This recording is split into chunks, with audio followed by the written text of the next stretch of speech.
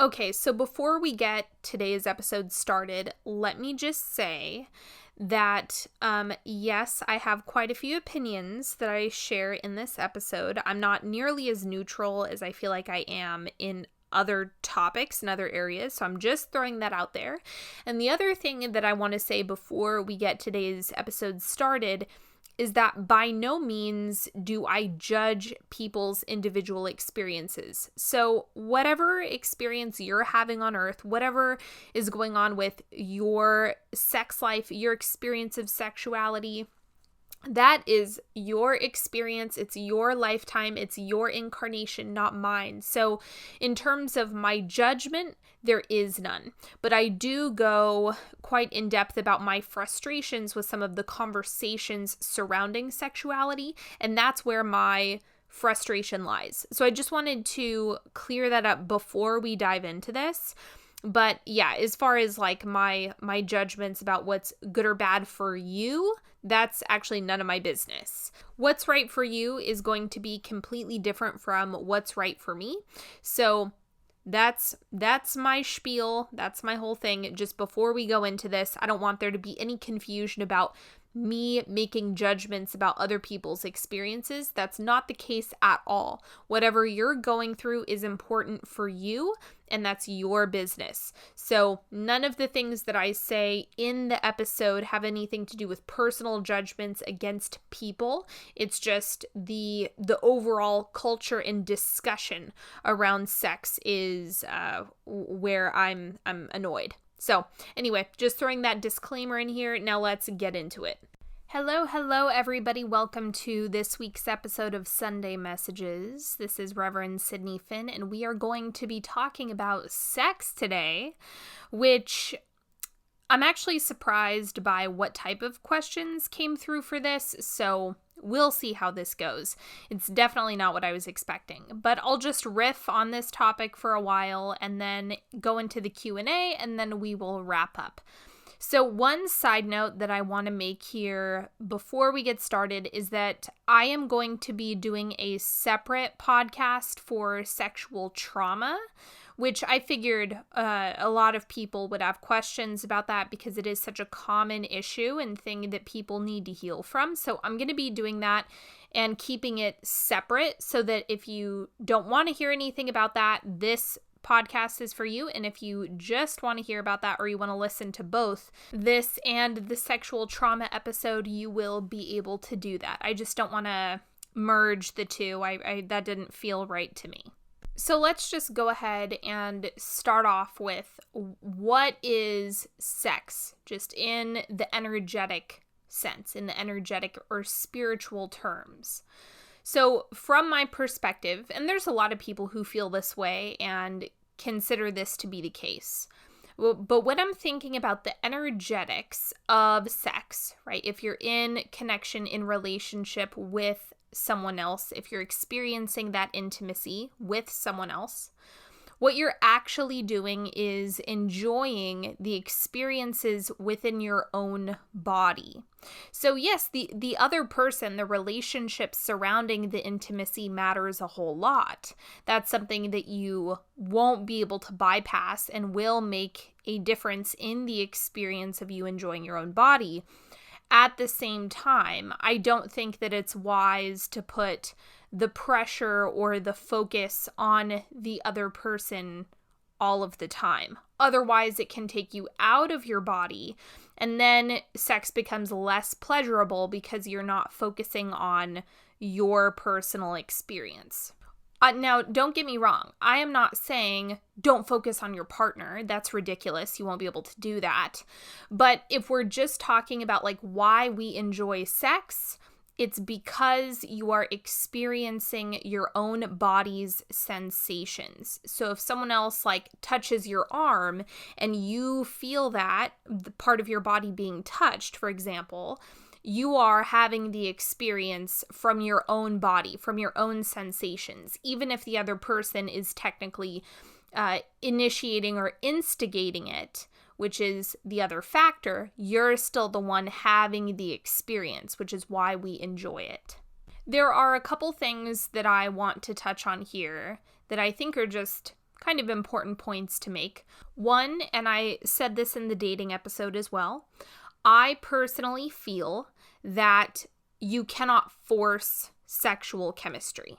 I don't think it can be done. Some people, maybe you've had an experience that challenges that, maybe you feel differently, whatever. I haven't actually heard any anecdotes like that before, though.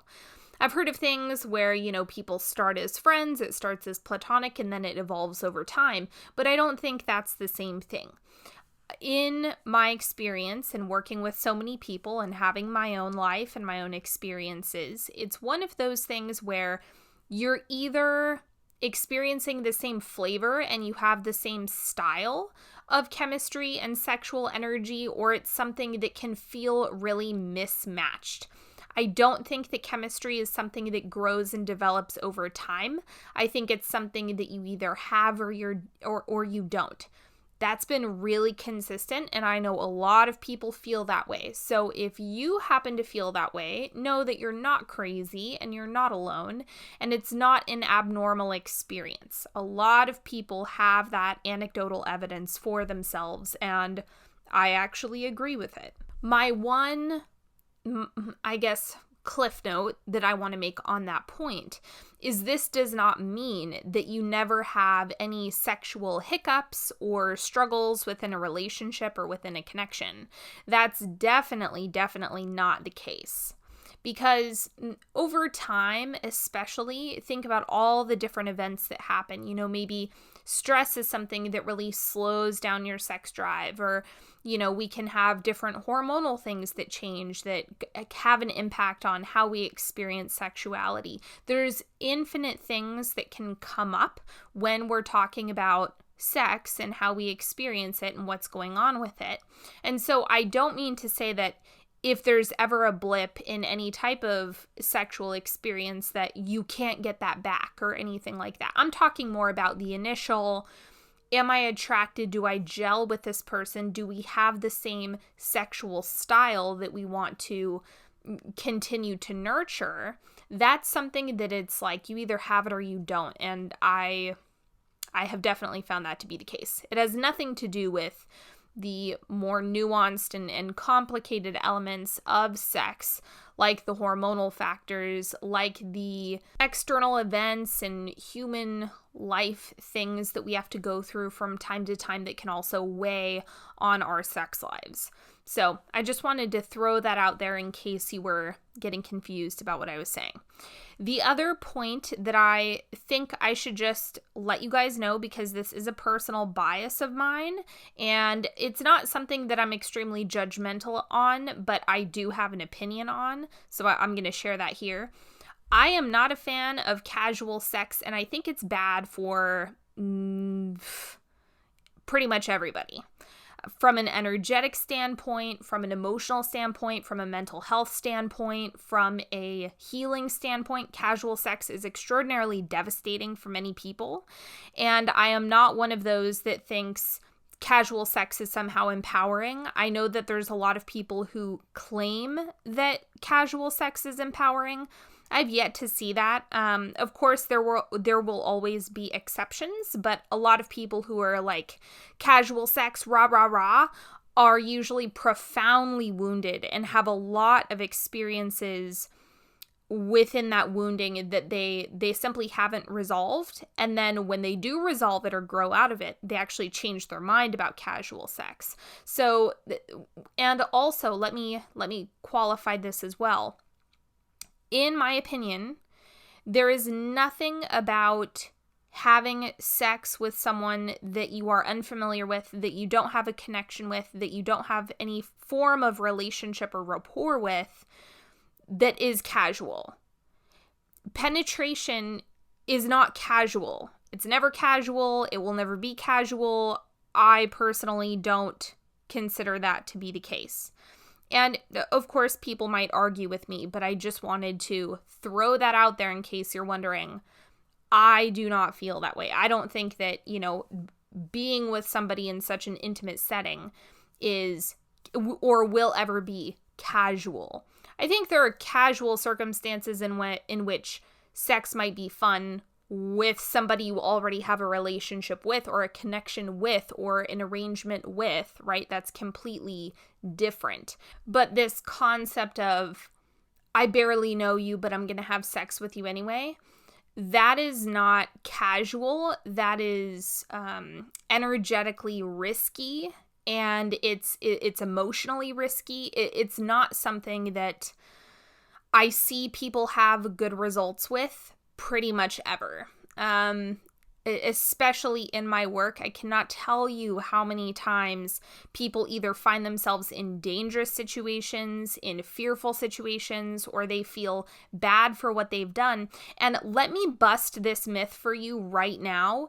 If you have had a sexual experience with someone that you didn't have any type of rapport or relationship with, like the stereotypical casual sex, and you feel like shit, and you're a female, no, that is not the patriarchy. No, that is not some invisible man that's like telling you should be ashamed. No.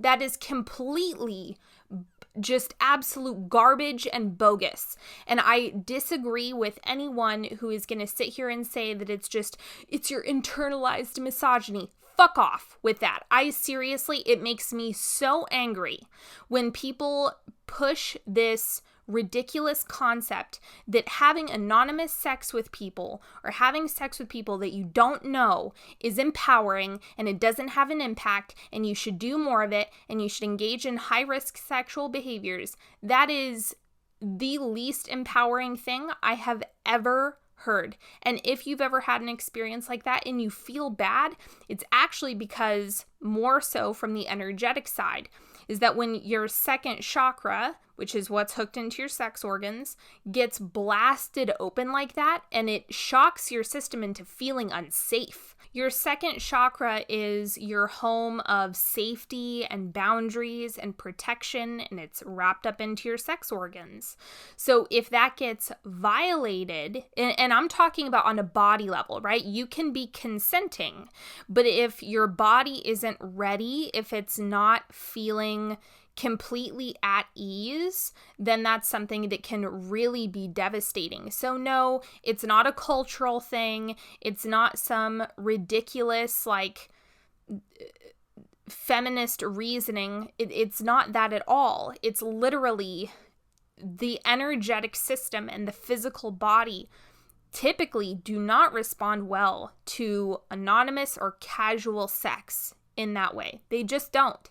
And I don't think that it's something that we should continue to try to pressure people into normalizing this idea of violating what your body feels is best, right, and true for the sake of, sticking it to the man or quote unquote burning down the patriarchy. I think that is actually one of the most poisonous ideas that can exist, particularly for women. More so than men, from what I've experienced, but it's similar but different, if that makes sense. I should also say right here that I'm not going to be going into sex work in this episode. I've worked with a lot of sex workers of all varieties. I mean, escorts, strippers, porn stars, you name it. I went through a phase in my practice where I was working with a lot of them all at the same time. So let me be clear. Whatever you choose to do with your body, I don't have any judgments. When it comes to sex, things are very, very complicated. There's a lot of wounding around sex. There's a lot of unconsciousness around sexual behavior at this point in time. It's a highly nuanced topic. But when we are talking about pushing this idea that the way to be empowered is to have casual sex with people that you don't have intimate relationships with in any capacity, right? I'm not talking about monogamy. I'm not talking about a committed, forever, happily ever after relationship. I'm talking about just any old dude at the bar or any old chick just anywhere. That means that we are negating a massive, massive part of sex, sexuality, the sexual experience, the experience of intimacy. We are basically cutting out, we are nixing the discussion of how important it is to have healthy relationships surrounding the sexual experiences that you're having. And let me just say that I think the relationships around the intimacy, the relationships around sex, the container in which sex is taking place is the most important factor. We need to introduce consciousness into sex, not unconsciousness. So the whole feminist movement about, yeah, we should just be able to fuck whoever we want and fuck the patriarchy. I'm like, I'm not with you. I'm not with you. I'm not here to tell women that you should be having unconscious sexual practices. No, I will not engage in that. I will not encourage that. I will not support that, because I see too many people being damaged by these things. I see too many women coming into my practice crying about terrifying experiences that they're having as a result of doing this to their body, and I'm not here for it. I'm over it.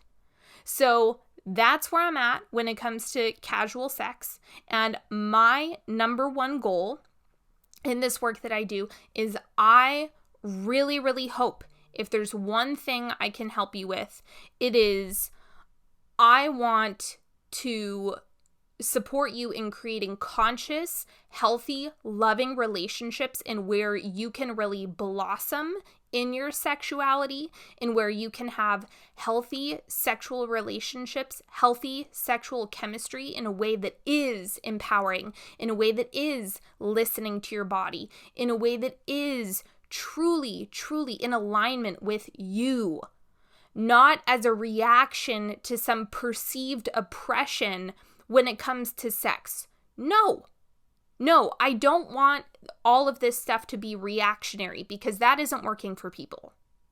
So that is my soapbox. Thank you for listening to my TED Talk.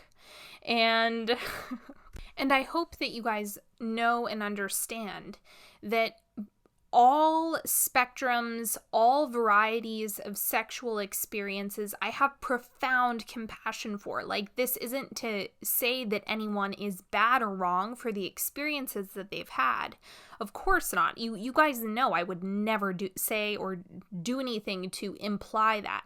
What my big beef is with the conversations that surround sex today, I think are extremely misguided and just misrepresented. And that's the main thing that I really have an issue with, and that I would like to have, and I'd like to see different conversations surrounding sex with all of this. Like, I don't want people to continue to be encouraged to go against what their bodies are telling them and have all of these unconscious experiences that make them feel like shit. I'm like, this has nothing to do with what society is telling you. This has everything to do with you denying what your body wants and needs. And so that's my main beef with discussions around sex. It's like, if you have even a fleck of, maybe not having a bunch of partners with anonymous people and people that you don't have intimate relationships with, is probably a bad idea for your sex life and your well-being. And as soon as you come out saying something like that, it's like people think you're slut shaming. I'm like, oh my God, I just want people to feel good about the relationships and the experiences that they're having, rather than doing it in an unconscious way. And I think that that is completely justified, and I hope that that's coming through, rather than it just being like people are bad for engaging in these behaviors. No. Everyone has their own path and their own reason and their own experience. I just think that the conversations that are being had right now are just absolute shit. And then we can sprinkle in some exceptions, of course. So here's the thing. I feel that sex is sacred. Like, I do have deep conviction around the idea that sex is a sacred practice. It's something that I feel can truly enhance your life and enhance your human experience. And be something that profoundly expands the quality and amount of love that you can experience in this lifetime. Now, there are some people who are committed to specific religious paths or spiritual paths in which they take a vow of celibacy, right? And that's a whole different thing, right? That's a different type of soul growth and soul experience, right? So again, like, no single experience is bad or wrong. It's every single one is needed on earth. But if we're talking about sex in itself, I really put sex on a pedestal and view it as something that is profoundly impactful on life itself. It literally creates life. That's the power of it, is it's how we reproduce. It's more than just biology, even though that's really important as well. But it has a profound impact on your mental health, your physical health, your ability to like connect, particularly for those of you in partnership. Sex is a really, really important factor with all of that for the majority of people. Like I said, there's experiences of celibacy, there's experiences of not having really a lot of sex drive in your body, or that being something that you crave often. That's not something that everyone experiences. Again, just more variety. But whatever experience you are having in this lifetime with sex, sexuality, all of the things that go along with that, I think they're all important, which is why I'm so pushy with the conversation of conscious sex, conscious, mindful, aligned sex, not things that are disempowering. I think that's really crippling for a lot of people, which is the whole reason why I'm saying sex is sacred. Is I think that it would help a lot of us if we viewed it that way, rather than something that's either just biological, just mechanical, or, you don't want to put so many constraints on it, but you do want to value it in some way. You want to get clear on your values around sex, because that will make a big difference in your experience. Any way you slice it, sex is powerful. Whether you are in sex work, right? Sex is definitely powerful for you if you're in sex work, or you're just engaging in relationships, or you're healing from sexual experiences from your past. I mean, all of those experiences are super, super profound. So that's why we don't want to treat it like it's nothing or it's no big deal. It is a big deal. Sex is a big deal. Quit treating it like it's not a big deal. It's a very, very, very big deal. So anyway, that being said, the more we heal, the more we do our own work, the more we focus on the quality of relationships that surround our sexual experiences, the better and more fulfilling they will be. I just have seen that time and time and time again. So remember, the quality of your sexual experiences are going to be better the more you focus on them, the more you do your healing work, the more you focus on yourself.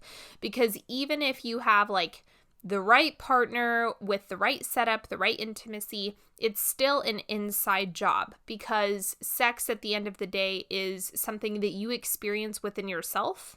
And so the pleasure that we get from these relationships ultimately comes from our alignment, our experience within our bodies. So anyway, let's go ahead and dive into the Q&A, and I think some more topics and some more things will come up as I go through these questions. Okay, here's the first one. Is it normal to have visions of sharing sexual moments with a person you truly like and love? And I mean, I have sexual fantasies all the time, so if it's wrong, I don't want to be right. Is it normal? I don't know. I mean, I'd imagine that most people, like, if you have a sex drive, you're probably going to be fantasizing about sexual experiences. I think that that's just kind of a human being thing to do.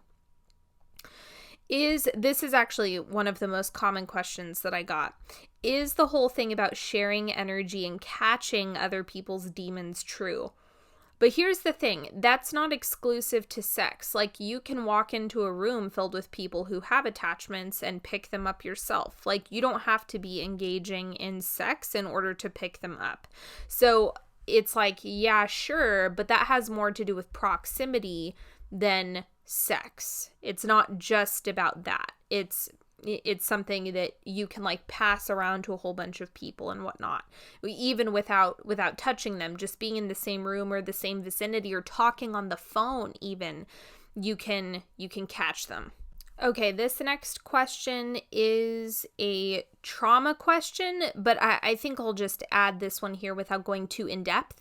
So make sure you listen to the sexual trauma episode specifically when I put that out. So this is, how do I reconnect with my sexuality after years of sexual trauma, and how to use sex as healing? So I'm not going to go too in depth with that second one because I don't think that matters as much in this moment. If you're healing, the main thing, as I mentioned earlier, is you want to focus on yourself. So I would say, what pleasure practice do you have going for yourself? Are you slow with yourself? I think breath work is actually really, really powerful for this, at least to help you calm your nervous system down. That's going to be a big element as you're healing. I'm going to go into this more in the other episode, but just keep in mind, it's about slowing down with your own body and feeling into both the pain points and the pleasure points, and then being able to repair those through feeling and being intimate with yourself, even if that's just holding yourself or touching yourself or looking at yourself. It could be anything, but the key thing when it comes to healing sexual trauma is speed. You do not want to go too fast. You do not want to overwhelm the system. You want to slow the fuck down. And that's going to help your system acclimate so that you can actually heal rather than trying to run before you can walk. This next one is, how can I communicate to my partner what works for me in my body to be able to orgasm? So what I found is that unless you're with someone who is really unconscious, your partner likely wants you to experience orgasms. I mean, it's one of those things where giving each other pleasure is pleasurable for each of us. So that's one of the big things that I see really, really consistently, unless you're dealing with a narcissist or someone who's super, super wounded and really unconscious as a result. Unless you're dealing with something super significant like that, the majority of people want their partner to be enjoying sex. That's a big, big, big deal. So the first thing I would ask is like, investigate why you're afraid of communicating with them or why you're nervous about talking about all of that, because there might be some underlying avoidance that you have coming up. The other thing that I would recommend is simply letting them know, even if it's not talking about things super explicitly, just getting comfortable with explaining what you enjoy and what you like. Like, you can just get into the shallow end before you go really deep with it if it's something you're afraid to do, because that's the impression that I'm getting. If you're not communicating with your partner, I'm assuming it's because you're afraid of something that's going to come from the communication.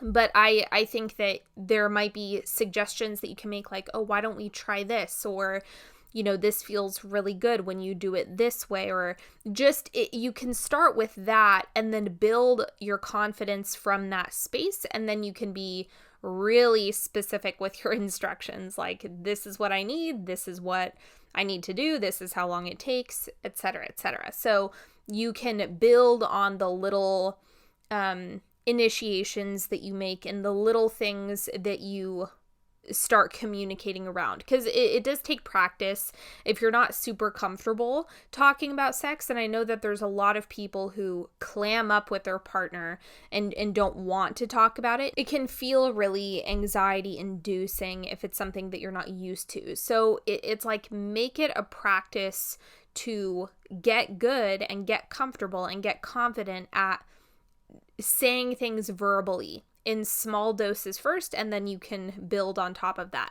And what I've found is like I said earlier, most people want their partner to experience good feelings and want their partners to experience orgasms. So if you're giving specific instructions on how the experience can be more pleasurable for you, that's going to be good news to your partner. So I would just check in with how you're framing it for yourself, because it's not an insult. And if you go into it thinking that you're insulting the other person, you're probably going to come across as awkward, right? So what I would focus on instead is how exciting that you get to communicate with your partner and discuss how you can experience even more pleasure together in bed. That's awesome. Like, that's nothing but good news. So that's the main thing that I would try to reframe for yourself if you feel called to. Okay, being a virgin in your late 20s and 30s and trying to connect with your sexuality. So if you don't already have a pleasure practice going of some sort, right? So that could be a lot of people do eye gazing in the mirror with themselves, like you actively try to turn yourself on in order to conjure up this sexual energy within yourself. That can be a really powerful practice. Sometimes it's just leaning into sensuality, right? You can do that with touch, you can do that with dance, you can do that with breathing is really big, bubble baths. Like, think all of the super stereotypical self-care activities that you're like creating a mood and an energy in your environment that can be really helpful for sexual energy and tapping into that yourself. So it really is one of those things that I would recommend dancing. I'd recommend like tripling down on self-care that focuses on sensuality. So you have to think about the sensual tactile activities and then actively try to work on arousing yourself without a partner and letting that be what builds. And then, of course, you know, if you are looking to connect with a partner, you can bring that into the relationship, but it's a great practice to have on your own first so you can start building that confidence as well. Okay, sexually transmitted energies. Ooh, can we have a thing where we call them STEs? Like, instead of STDs or STIs, we have STEs. Anyway, will I have a bad aura sleeping with a depressed partner? Not necessarily. I mean, it's one of those things where if you're an out-of-control healer, if you're an empath that has absolutely no boundaries and you're just a sponge for energetic garbage and you're not getting a handle on it, yeah, you're probably not going to have an easy time being around someone who's depressed. So you have to have good boundaries regardless. But remember, similar to like the demon thing, just being in someone's proximity is enough to do it. It has nothing to do with sex itself. At least in my opinion, I don't think that sex is what determines whether or not you pick up someone's energy. I think it has to do with what is going on with your energetic body.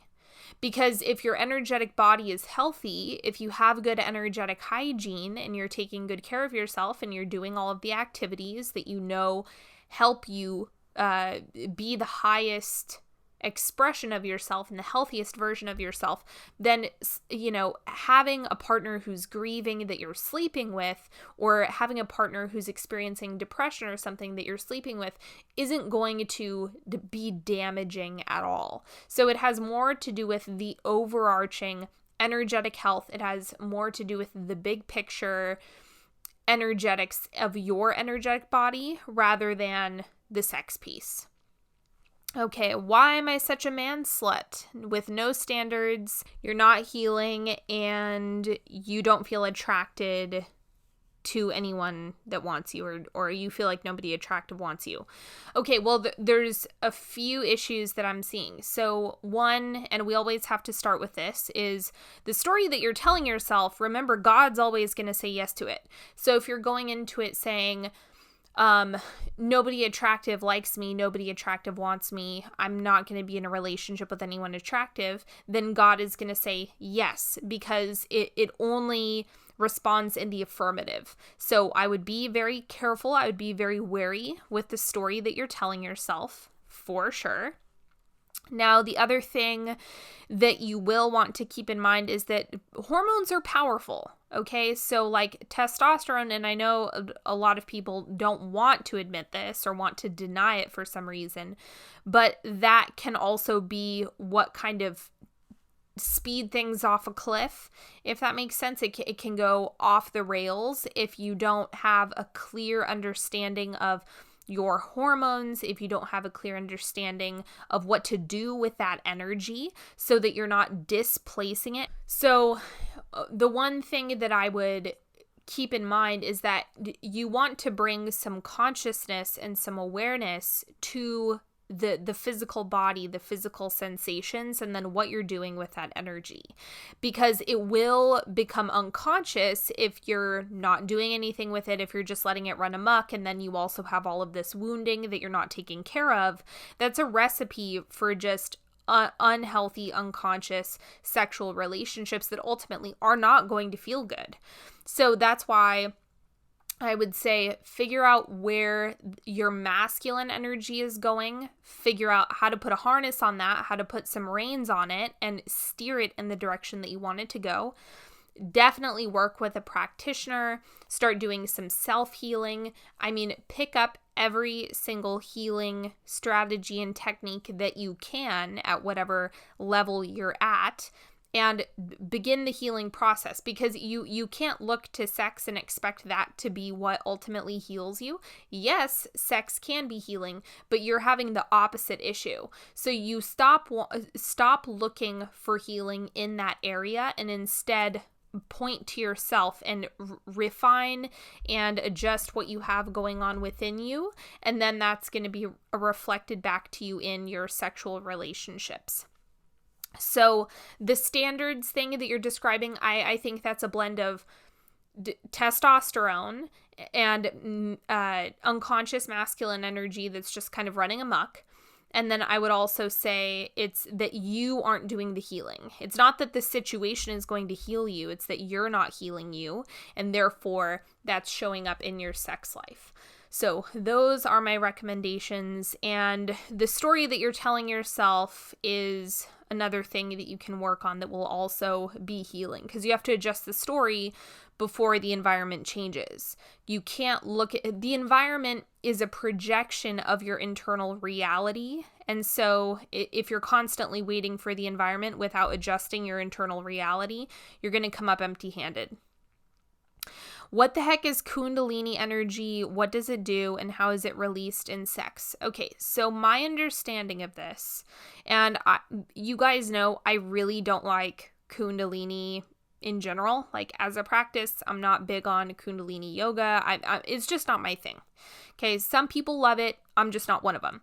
So and I might be wrong, but my understanding is that Kundalini energy is considered to be like a coiled snake that sits a little bit in between your first and second chakra. So in between your root and your second chakra, your sacral chakra, where your sex organs live.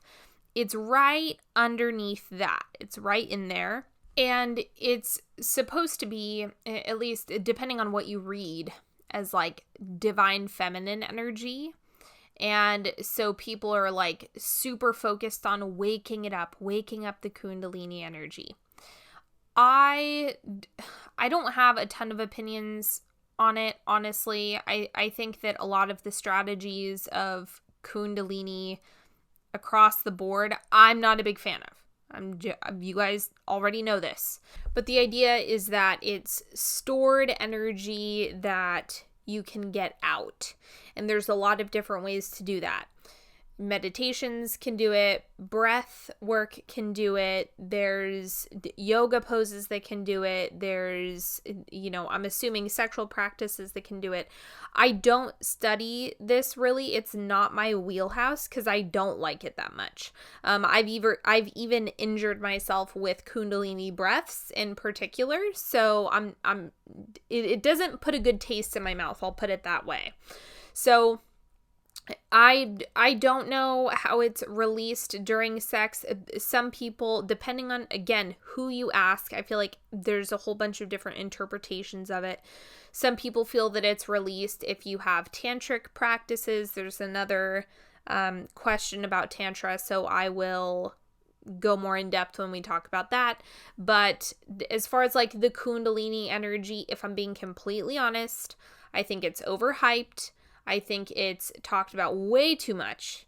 I think that it does not necessarily serve everybody. It's not good for everybody. You know, I've had some sour experiences with it, and I don't have a whole lot to say when it comes to the sexuality piece and how that relates to it, just because I don't think that Kundalini energy is special. I guess that's my main issue, is like, it's energy. They're talking about energy. It's not that special. It's not that radical. It's not that different or unique. It's just energy. They're just talking about energy. That's literally it. So I don't think that it's different kinds, and you know, people get too obsessed with labels and things, and I really don't like that. So whatever, take that for what it's worth. Remember, I don't know jack shit about Kundalini because I really don't care for it. So you can do your own digging, own Googling around it, but it's I just haven't found any of the concepts to be profound or be anything that I have any interest in at all. And I don't think that Kundalini sexual energy is any more different from simply energy. How is a sex life compatibility between Leo and Virgo?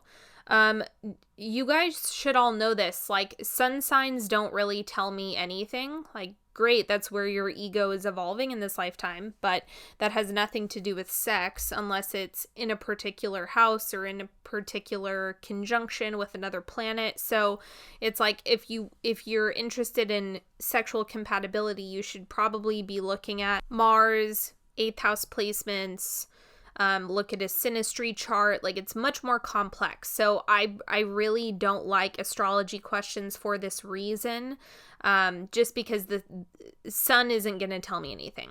How to clear energy from past lovers. This is something that I depending on where you're at with this, it really depends, because I would argue that simple, basic energetic hygiene and maintenance, just the normal things, the typical things that we do to take care of ourselves and reset ourselves and ground ourselves, will do that for you. Now, there are more complicated relationships or more karmic relationships that can be really difficult to unhook from, or abusive relationships can be really hard to unhook from for a whole host of reasons. But in reality, I truly believe that just basic energetic hygiene will do the job. I don't think that we need to overcomplicate spiritual practices. That's one of my big issues with New Age stuff, is people think it takes 50,000 steps in order to be like complete or whole or enlightened. And my whole thing is like, just take care of yourself, right? Like, if you're doing the typical things that you do in order to feel better, you are actively clearing your energy at all times. Sure, there's like little meditation hacks that I use, like, you guys know, roses and golden suns, which I do on a regular basis, and I have videos all over the place about that. But, you know, don't overcomplicate it for yourself. It's something that can just organically happen as a result of time, space, and distance. If you have time, space, and distance between you and a partner, then that is actively clearing that energy already, and then exercising a lot of self-care and regenerative activities for yourself. Now, the one thing that I will say is that, of course, like, if you're going into a sexual fantasy about an ex or about a partner that you used to have, that can be something that makes you feel more connected or more involved with that person. So I'm not going to tell you not to do that, because I think that that's just not going to work for a lot of people. But just keep in mind, like, how much energy you're giving it. It's more about focusing on the time, space, and distance, coupling that with taking care of yourself, and then actively unhooking yourself. I could go on and on about this, but that's the gist. What is the deal with Tantric sex? Now, while I don't like Kundalini stuff, and I think that a lot of people have just hyper spiritualized it and it's no longer a traditional practice. It's like everyone and their mother is obsessed with Kundalini. It's no longer sacred. It's no longer a sacred practice for many people who do practice it. And so it's been cheapened, in my opinion. So that's another reason why I'm really not into it. Tantra, on the other hand, all about it when it comes to sexuality. And the deal with tantric practices is that you're focusing on building sexual energy, but not experiencing the release. So you're just conjuring up sexual energy, arousing, but not coming.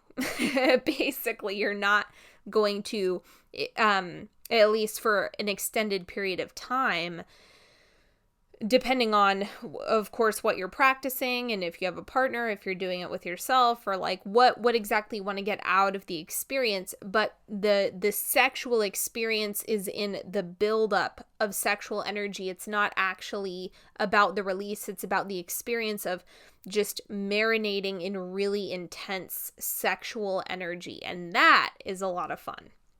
So I think that Tantra is awesome because it's forcing you to stay with yourself, stay with the feeling, stay with the sensation without totally letting go. It's like you really are just working on feeling it in your body and building it, and that can make for some really intense experiences. I mean, I'm assuming, because I've never done anything like traditional or formal. Like I've never traveled to India to go get taught by someone about Tantra, but I can just tell you from the general concept of what tantric practices are, I'm here for it. It's absolutely wonderful. Like it moves you away from any sort of unconsciousness or just like making things become manual, like whether that be masturbation or sex across the board.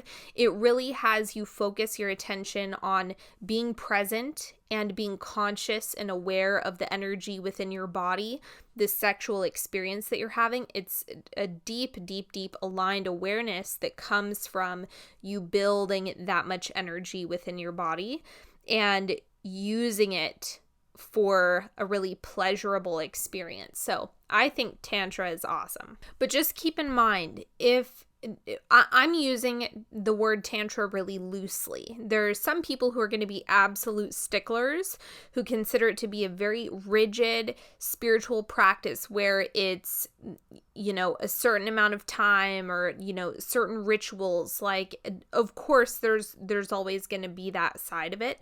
But when I think about Tantra, I'm just considering the extension of the sexual energy that you hold within your body without release.